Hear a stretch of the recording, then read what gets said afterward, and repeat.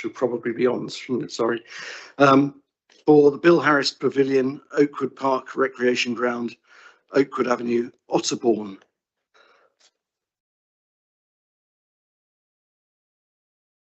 So we don't have any members of the public here to speak. We have the applicants, and I think I'll pass over to the licensing officer, or is it the official nomination of chairman for the meeting? Oh yes. Are we content with Yes, the nomination? Jerry. Yes, yeah, thank you. Good.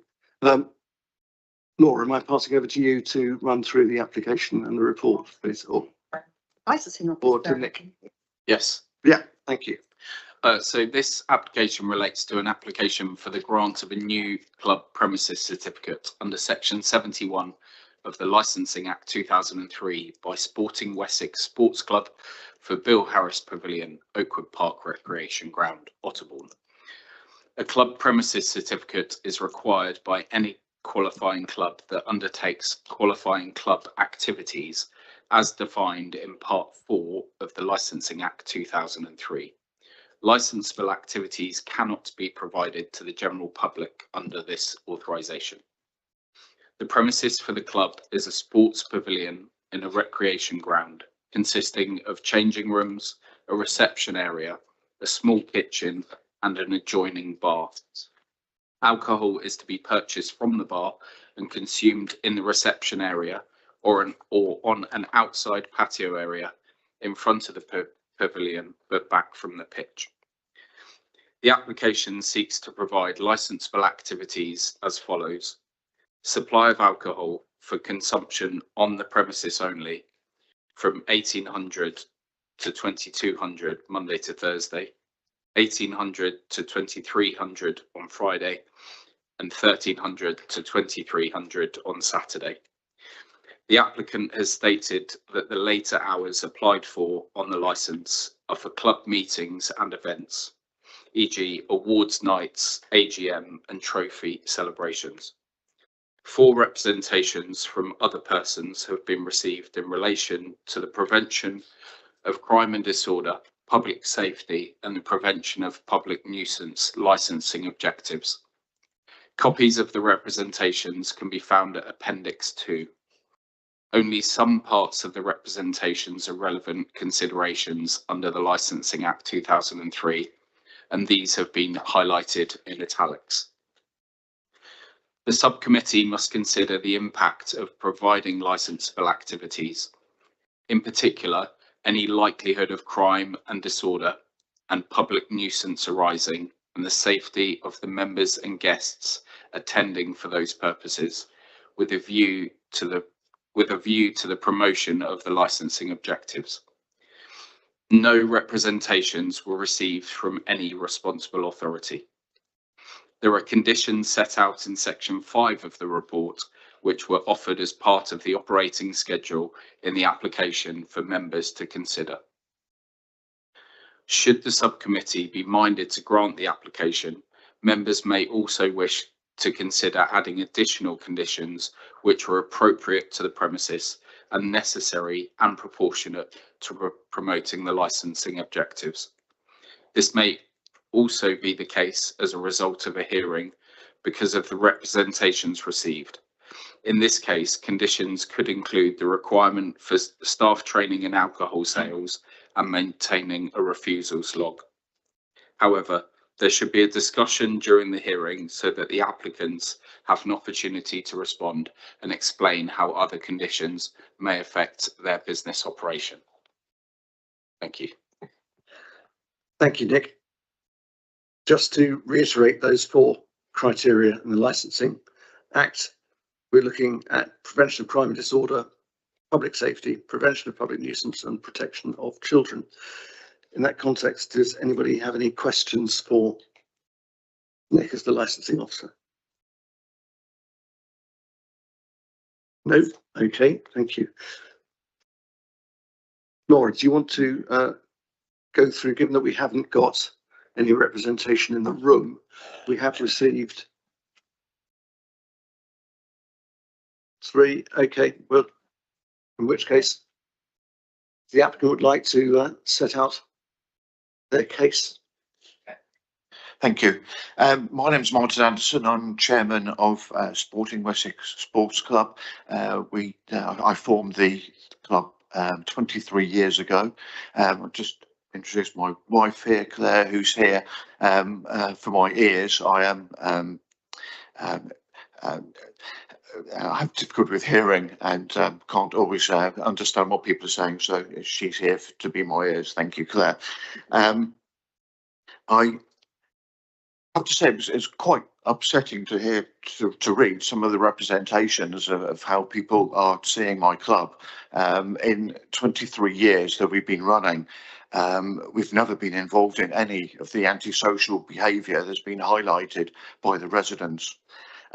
Sporting Wessex is a successful, well-run amateur football club in the lower reaches of the country's football pyramid. We currently have two men's teams playing on a Saturday afternoon based at Oakwood. And just this week, I have created another team, a walking football team. There's a big growth in walking football at the moment, so we'd like to be part of that. Although that team won't be playing at Oakwood at all, we play out at Botley, and we're hoping to enter a few competitions. We are affiliated to the Hampshire FA, the Southampton District Football Association, the Southampton Saturday Football League. In addition, we are an accredited club with the Football Association and have recently achieved community sports club standing. Furthermore, I am the chairman of the Southampton Saturday Football League and also holder of a current personal licence. All of these affiliations and organisations have a strict code of practice and a behaviour expectation that will simply not allow one of its members to transgress in any of the manners mentioned by the representations. We have our own constitution, which you have got a copy of, and our own code of conduct. Also, you have a copy of this. They advocate responsible behaviour for our members and for our players.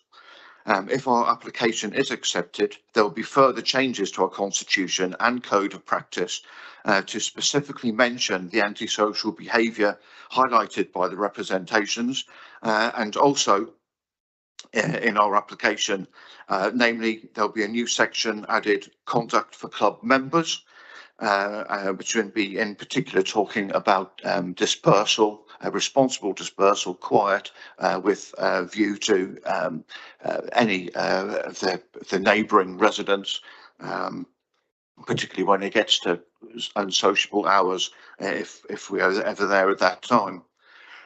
We would instigate signage erected to remind club members of their responsibilities to the residents and the wider community.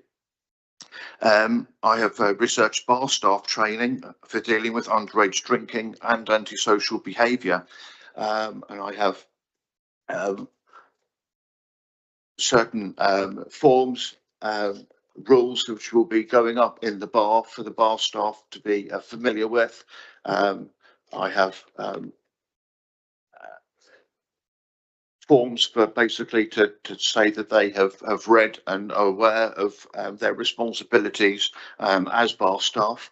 I myself, as a licence holder, personal licence holder, will be the main bar person and responsible for the bar and for the sale of alcohol, although I do have one other partner of one of the football team who enjoys coming in, and she will be signing this. Claire also comes behind the bar as well, and she will be signing one of this should our application be accepted. I think in view of the representations we have, even though this doesn't necessarily reflect a club I know, I think for the best interests of everyone involved, I think we need to be seen to be making sure that we are thinking about crime and disorder and public nuisance, and we have things in place to make sure that we are doing everything we can to allay any worries that the residents, particularly the very local ones, may have. We also have a regulations for use. This is up in all of the changing rooms. It gets sent to opposition that come to us. It is on up in our lounge and also on the notice board outside. I have actually, in view of all of this, updated it, and this will be going up whether we get the application or not. It's just a little more specific and things a little bit more positive on there about what you should be doing rather than what you shouldn't be doing, which I think it reads better.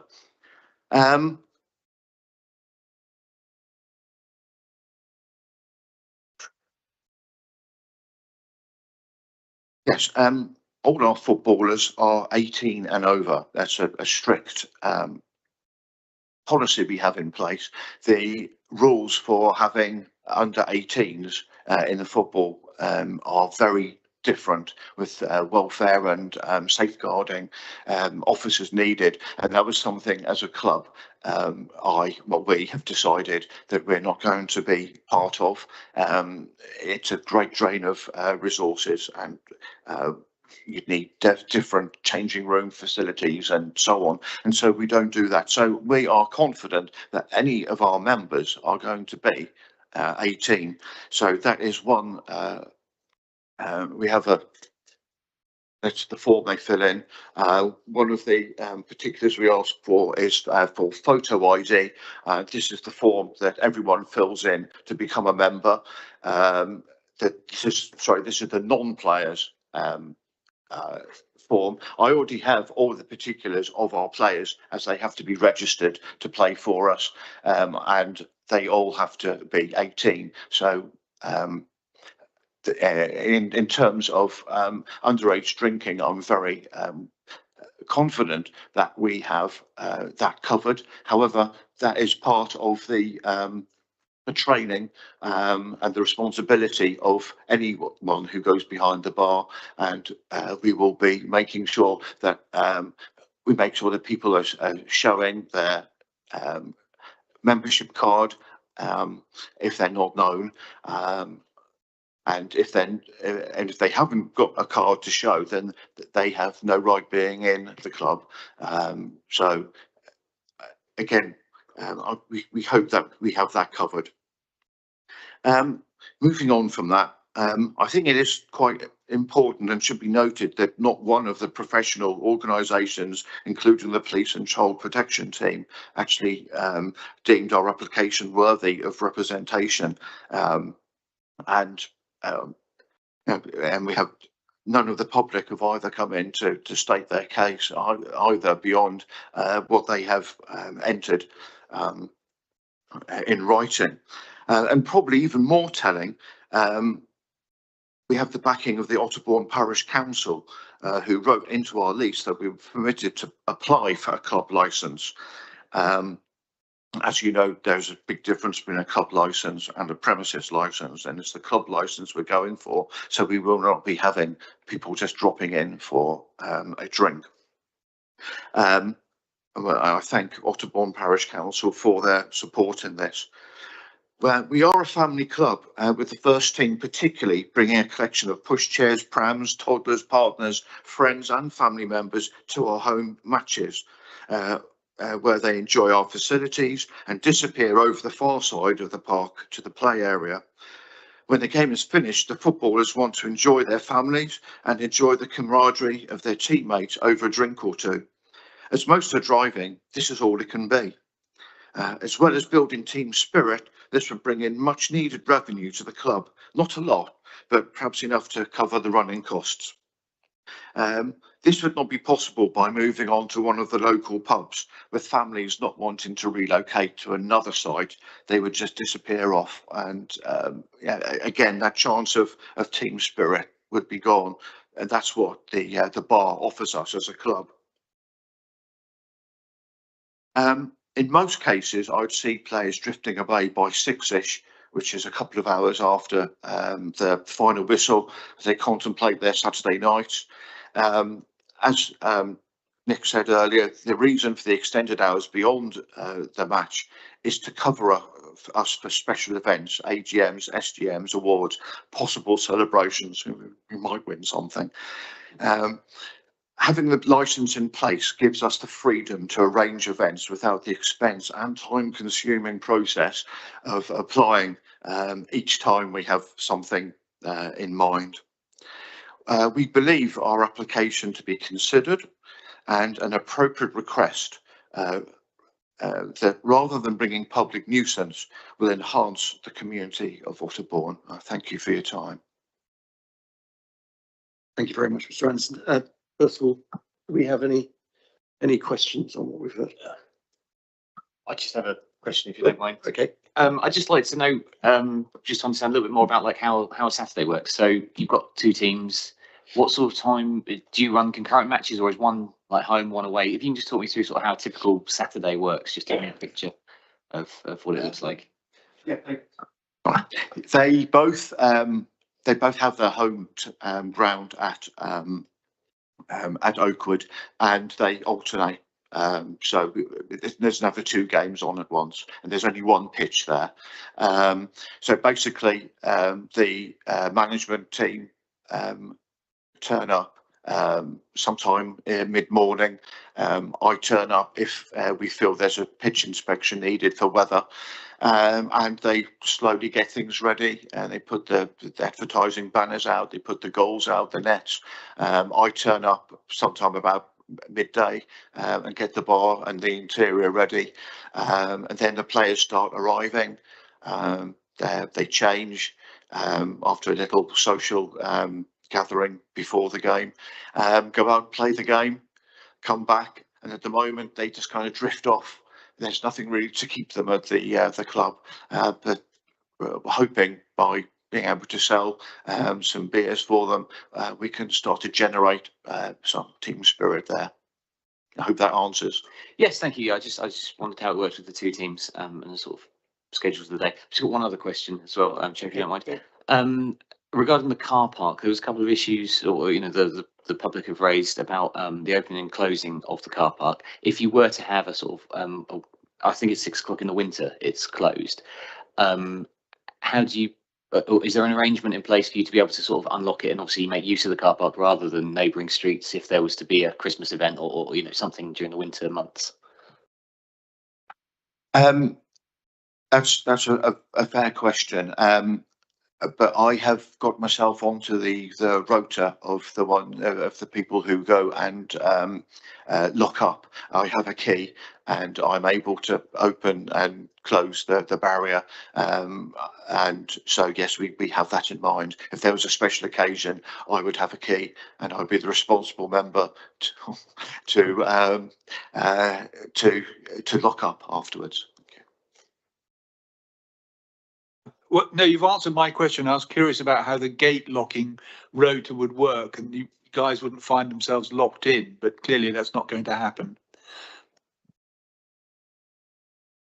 And just for completeness, cricket wasn't mentioned, but I gather you have a cricket side as well in the summer.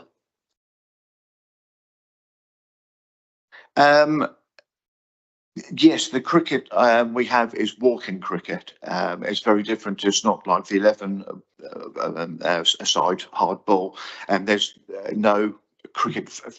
Funnily enough, the way the pavilion is set and to put the square out contravenes ECB rules about which way round it has to be.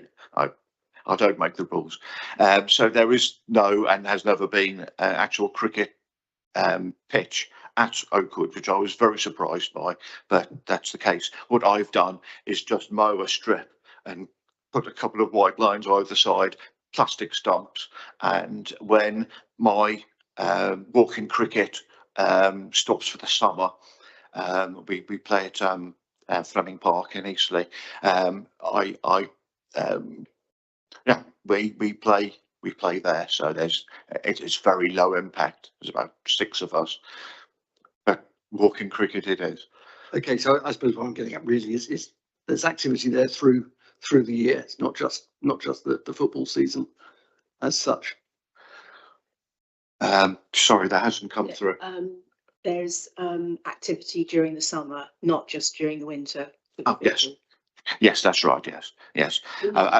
Yes, and this summer I'm going to want to be doing maintenance to the pitch as well, which is sorely lacking. Hasn't been looked after for some years, I'm afraid. Okay, thank you. And as has been said a couple of times now, we have no representations from other responsible authorities. We do have 4 representations from 3 different addresses. Laura, do you want to go through the? I just asked Jeff, if I could just ask a couple of questions. Yes, of course. Of the applicant. One of them I think we dwelt on was capacity. There's 2 clubs playing, two matches being played. So if I'm right, it's 11, isn't it, per side? So that's going to be 44, if my maths is correct, of players potentially. And the application. Oh, sorry, it's 1 team at a time. Oh, sorry, alternate. Sorry, I misheard that. Oh, sorry. Okay, so 22, and sorry, so 22 members with the other side, and the licensing hours. I think Mr. Anderson said that people tended to disperse around 6, but that's when the license is applied for to take place. So if you could just give a little bit of information, as much for the public benefit, about the capacity, the size of the pavilion. It is actually there. It looks like it's 5 meters. The bar lounge, actually it's quite hard to see. There's, with the kitchen and the bar area, there's a bar area and a bar lounge, and the patio area. That's all included with the red line for the licensable area. It's just really actually 7 meters wide, the bar lounge. You know, how busy you expect that to get in terms of capacity at any one time, really, if you could answer that, please. I would say the bar potentially having about 30 people as the game finishes, and that is dependent on the away team coming in for a drink. If they had their own place to go to and shut off, then that would be considerably less, about 20. We have 4 tables, each sitting about 5 people. We also have standing room and the bar area as well. So I mean, we could take up to about 40-50 people, but I very much doubt it would be we have that many. Even if we were doing an AGM, it wouldn't be that many, because it would only be the players of our club present, and not all the family members. I think, if I dare to interpret this a little, your only playing day is going to be Saturday, isn't it, for matches? So it's on a Saturday, the license is from 1300. And the other days, I would imagine evenings during the winter is only going to be at best training sessions or something like that. So that does sort of fit with a standard small football club. See what I mean on page 23 of the application.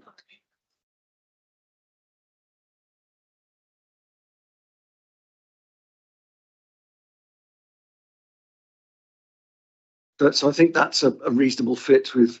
Yes, sorry, Yeah. I misread That's okay. that. I think I read it as an X. So I thought that's a bit odd. Okay, well, that's clarified that. Yeah. That's my misunderstanding. No problem. Thank you. And can I just confirm what Mr. Anderson said? Again, it's probably my misunderstanding about the away teams and what is provided to them in terms of conduct. You mentioned some rules to go in the dressing rooms, changing rooms, and how they're presented at the bar to be served alcohol. That would be helpful, please. Thank you.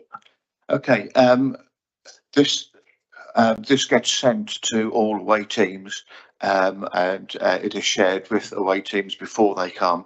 As I said, this is also in their changing room, and it's in the lounge and outside the building as well. So it's there for everyone to be seen. Like us, everyone who comes to us will be members of the Southampton Football League, the Southampton divisional area. They will be affiliated with Hampshire, and they will be coming with certain standards that we expect them as a club to adhere to as well. As chairman of the league, I will be right on top of anyone who comes with anything less than perfect behaviour to our club, because not only is it bringing the club into disrepute, it also does the league and it does football.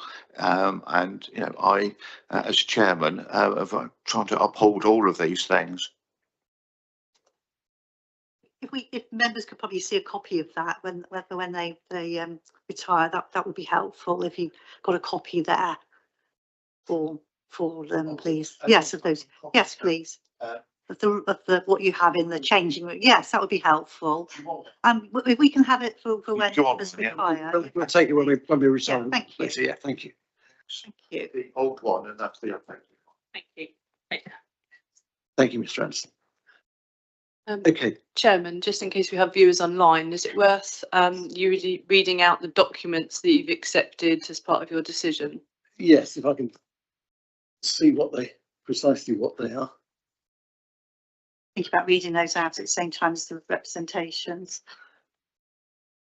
Yes, the committee's just been handed regulations for behaviour and facility use, and yes, the do's and literally a list of do's and do nots that will be posted in the changing rooms. I mean, yes, we could read them out. I don't think it's really necessary to read them out because they're all pretty obvious, but I will pass them around. And I think they fully fit in with the FA's code of conduct anyway, don't they? Yes. Yes. So there is an overarching obligation to the Football Association. Yeah, I think it's fair to say a lot of it relates to keeping the premises tidy. Yes. Yeah. And leaving, it does say leave the facility quietly and considerately, do not use foul abusive language, etc. to all staff, residents and other park users, use toilets, never use drugs across the facility, never drink alcohol outside the designated areas, and never play music could be heard across the facility. Well, there's no application for that. And I think that's the same for, oh, it's two here. I think they're the same. Oh, I see. Okay, so I think, yeah, I've got yes, as I said, one's a do's, one's a do nots. I think they all fall within the broad scope of what the Football Association require of all clubs that are affiliated to them anyway. Okay, would you care to read out the representations that we've received, please, or at least just perhaps a summary, if that's more appropriate? to ask one more question, and that's concerning the, thank you, Chair, that's concerning I think Mr. Anderson referred to your age verification policy, and also training of staff. And you mentioned that you're a personal licence holder, and you mentioned a refusals book, and I think you might have mentioned challenge policy as part of refusals, I suppose. If you could just provide, and again, if your licensing officer is quite right, if you have any documents, then they really need to be admitted through the proper channel.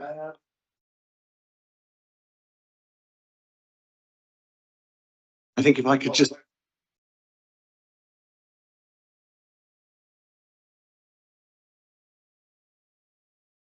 These are my documents that I'm going to be using. I think could we just recap then, because I think Mr. Anderson said that this is for a member's license. by your own choice, you have no members under 18 because of the need to adhere to the safeguarding rules and all the rest of it, of which certainly at least two of us, if not three of us on this panel, know very, very well. So therefore, no member is under 18. So it is only members who should be buying drinks from the bar. Yes. Yes, only members, card carrying members will be buying drinks, And and opposition who will be signed in by me through their manager. So he will be telling me if there are any under 18 players. He will know. If we don't have that representation from them, then unfortunately they won't be able to have a drink. But they will all be compliant. Like I said, unfortunately, many teams just disappear off anyway, as is the way. I mean, they have their own clubhouses that they want to come back and you know, put their money through their coffers rather than ours. so I think the only instance we might be concerned about is the risk of one of your members buying alcohol, which is then passed to an underage guest. That I think is the only circumstance we're then looking at. Well, I guess that is also always going to be a consideration in any public bar. But again, that is part of the training. But also, I think there's a sense of responsibility from my club members that they wouldn't be doing something like that. But you know, things happen. They are footballers. So yeah, again, this is part of the training that I have here, that I will be asking any of the bar staff to be aware of. Okay, thank you, Mr. Anderson. Chairman, if I may, there Please. are mandatory conditions Yes, that the club, covering the if survey. they have a certificate granted, they Yeah. must comply with, and one of those is a age verification policy. Yeah. So although the membership is set at 18, they must still follow a mandatory condition to Mhm. make sure they challenge anyone that may Doesn't not appear to appear be. to be 18. Some premises implement challenge 25. That tends to be the sort of main challenge policy. That's not to say that you have to implement that policy, you just have to have an age verification policy that everybody sticks to within the club, Yeah. should you be granted the certificate. Thanks. Yeah, of course, we are aware of the age verification policy. Like I say, that won't be necessary for any of our members because we know they'll all be 18 because you have to be to sign up here. They have a photo ID requirement for the form, so they won't get the form and the card unless they can show so they've really already done the photo ID. The grey area perhaps is visitors, and like I say, the only visitors are going to be those from the opposition, and I will be talking to the manager who will be telling me about any under 18s, and also if the bar staff aren't happy, they will ask for ID. It's as simple as that, and they'll get my support on that. And it'll probably be me anyway. So yeah, if I'm asking, then they'll have to show it.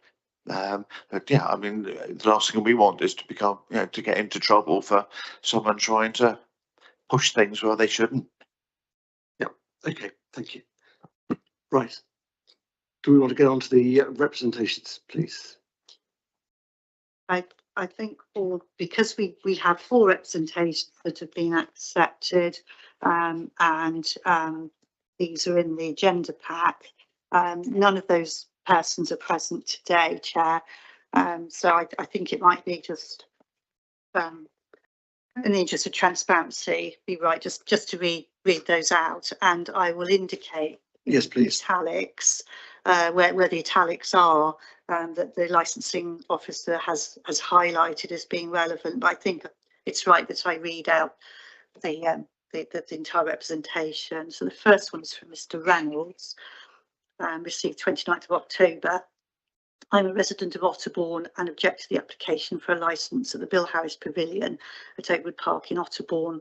The area is residential. There have already been instances of public nuisance in the park, and granting a licence for drinking till 10 or 11 p.m. would just add to that public nuisance.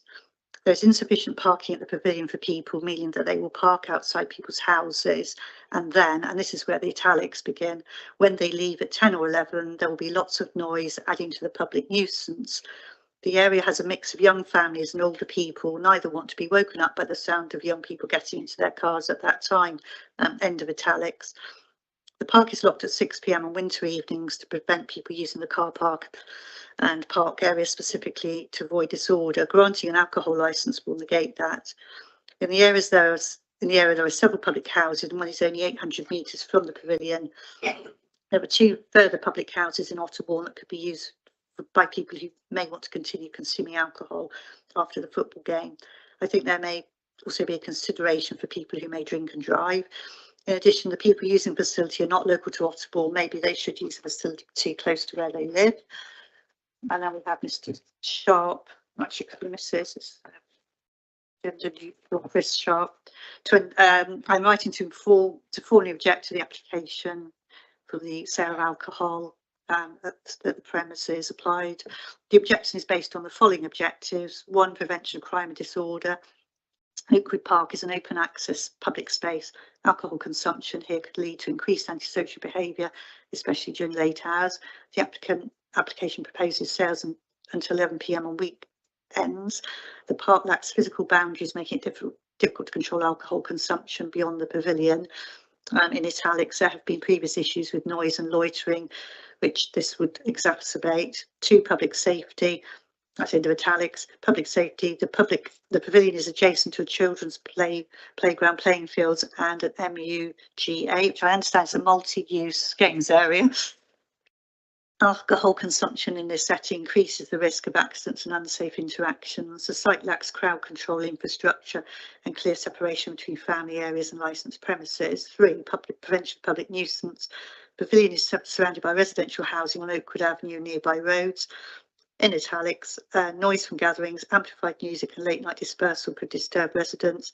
The applicant would allow for this to occur Mondays to Thursdays until 10 p.m. and then 11 p.m. on Fridays and Saturdays.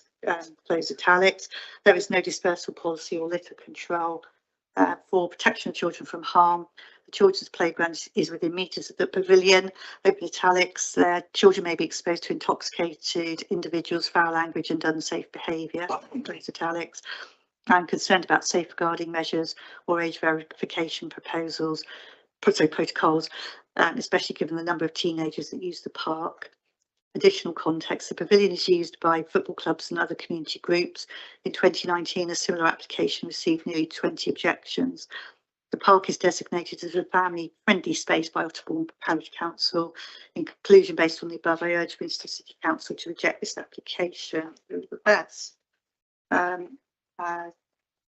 Longbottom, I'm lodging an objection in respect of this application. I think if we could just pick out they're from the same address and they're identical. They are Context at the actually. end. I'm just looking to see if I can. Yes, that's a good point. I think noise from gatherings, prevention of public nuisance. I think that's different. Yes, it's noise from gatherings in italics. Amplified music and late night dispersal disturb residents. The applicant would allow for it to occur on every Monday to Thursday until 10 p.m. and then until 11. Most houses nearby have school-aged children who would be disturbed on school nights should the application be granted. The italics are only from noise from gatherings and will disturb residents. So that's that. I think that is the same. Looking at that, Mr. Sharp, I think it's the same. Yes, it is. The last one is Vicky Aldar. Like to raise an objection on the following grounds. Prevention of public nuisance. This is a residential area. The local residents participated in a rota to lock up the car park next to the pavilion to stop previous antisocial behaviour returning, brackets, please see the local village council, please for evidence of this, close brackets, allowing alcohol until 11 p.m. every night and 1 to 11 on Saturdays, brackets, they only play a match until 4 p.m. Close brackets would mean the car park being open way past the current 8 p.m. curfew. Locking the car park has successfully stopped the antisocial behaviour experienced previously. And then in italics, for those residents that work, we do not want antisocial behaviour to return because the pavilion is open, serving alcohol, resulting in cars leaving, bottles smashing, music, shouting, etc. Thank you. Close brackets, sorry, close italics. When the car park was not being locked, there were significant antisocial behaviour incidents, some actually resulting in property damage. Hampshire Police will have multiple records of this. I'm sure they could provide the crime reference to support this. Protection of children from harm. This is a local play park, hugely popular with families and community groups. The play area has recently been renovated. Drinkers and more vehicles arriving and leaving directly impacts the safety of the park. Can they not just have a licence for game days? Why do you need to drink every night when you only train once a week? The actual pavilion is tiny, so drinking will always spill outside. I have copied the local village council on this email too, and that's the end of the representations there. Thank you very much. Mr. Anderson, do you have any comments on those representations? I think perhaps you should focus on most of them have referenced previous instances of disorder. They don't specify whether that has come from your club or not. So perhaps you could give us a view on that. Yeah, I think, I mean, we're a bunch of good guys, basically. We want to enhance the community. We want to add to it. We are responsible people and we're not trying to do anything wrong or illegal here. You know, we want to be part of the community. We clear up the litter and broken glass, and we clear off the dog feces from the pitch. None of which is our doing, but we go in and we clear that up, which is something perhaps they hasn't been spotted by people because we clear it up. We weed and we maintain the patio and path running through the park. We pay a rent into the community so that they're getting money from us. We open up our pavilion for park visitors to use our facilities. We give entertainment on a Saturday afternoon to locals who are interested in watching football. We've been the base for utility giving charity running event, and a second is planned for next year, involving actually very many locally based runners. We ran a series of free walking cricket sessions in the park, and we plan to do so next summer with a plan to deliver walking rugby and football also free to residents. We've been asked to open a pavilion for the Otterbourne Summer Festival, in which we're also looking to set up a couple of activities. I've inquired about becoming an Otterbourne Parish Councillor, and my representation will be heard in August. I'm a key holder of the car park barrier and on the rota for ensuring it is locked. I'd like to think that all of these are showing that we want to enhance Otterbourne and not try and take it for granted or do anything wrong in it. It's important to us to be part of the Otterbourne community. Okay. Thank you, Mr. Anderson. Do either of my colleagues have any questions? Yes. Yes. And we've already settled the question about the gate being locked, but the letters refer to the park being opened. So presumably pedestrians can come in whenever they wish. Okay. Yes. Pedestrians can walk past the barrier. It's right. The barrier is just along the road. It's a stop. Well, lots of people just driving in, and I guess even there was a barrier as well, which we hire to stop vans and whatever. Yes, but it can be open for if ever we need an ambulance. Please know. But yeah, one of the letters says in 2019 there was a similar application. Do you know anything about that? That will have come from the football team before us. Otterbourne Football Club used to play there for many years until they needed the ground revamped and the standards improved for Wessex football, but the Otterbourne Parish Council wouldn't allow that. They would have needed floodlights and such for. I see, So okay. they left, and then Colden Common came and played there. But likewise, they were going up to Wessex, so they've now moved out to Winchester, just along the way. And they will have applied for a license, and I believe they got it, and they actually had a premises license, not the club license. Right, thank you. No, oh, no. Thanks, Joe. I don't know if we sort of move the conversation on to conditions. I just had a question on some of the conditions, or like, do we come to that later? I mean, this is a public hearing, and so any advice would be given. And if you, there's some suggested by the licensing officer as possible conditions. That's in your packet, page 15. Yeah, and I see, and the applicant has put together quite a string of objectives, which all sound, you know, very sensible. In fact, if anything, I had questions around one of them maybe being a bit too sort of stringent. While licensing activities are provided, windows and doors shall remain closed. We're in the business of, like, you know, trying to reduce public nuisance, but I do wonder if on a warm Saturday afternoon, having a sort of a restriction whereby you're not allowed to have any doors and windows open between sort of 1 o'clock and 4 o'clock might not be particularly practical. So maybe, you know, if that were to be amended slightly, you know, I don't know, past a later sort of time in the afternoon, I don't think there's any point having overly you know, onerous conditions when, like I say, what we're trying to do is negate any public nuisance. Or Okay, sorry, I found that quite difficult to. Are you asking me about windows being? apologies for Sorry, so mumbling, on maybe, yeah. top of page. I 16. think I suggested that perhaps windows would be shut when it started to become an unsociable hour. That's exactly what my point, yeah, was. Here it says whenever licensable activities are provided, but of course that can be sort of 2 o'clock on, let's say, a warm spring Saturday afternoon, which I don't think is going to be causing any public nuisance, and it might in fact, you know, make it intolerable in the clubhouse if it's particularly warm. So yeah, maybe I would just suggest a wording change on that to either a time or Councillor Mason, if I could cut across you. These are possible conditions that have been mooted by the licensing authority.